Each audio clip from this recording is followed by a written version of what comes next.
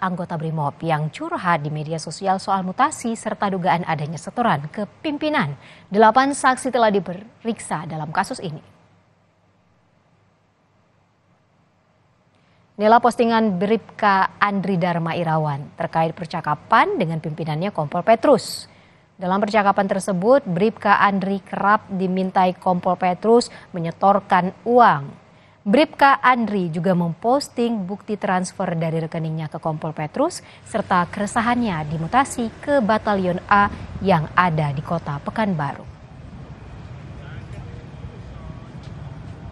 Tidak tahu kan dia di-share kan? Dia kabur kan. Jadi dia kan tidak terima dimutasi Pak. Iya. Itu gimana sebenarnya? Tidak terima itu kan mutasi rutin kan begitu.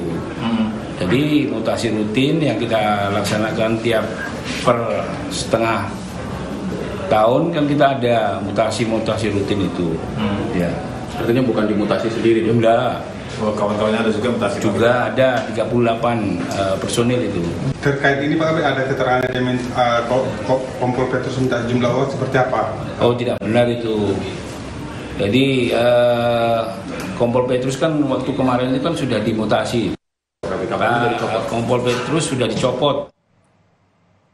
Buntut adanya kasus dugaan minta setoran kepada anggota hingga 650 juta rupiah, Kompol Petrus Hasimamora dicopot dari jabatannya sebagai komandan di Batalion B Manggala di Kabupaten Rokan Hilir, Riau.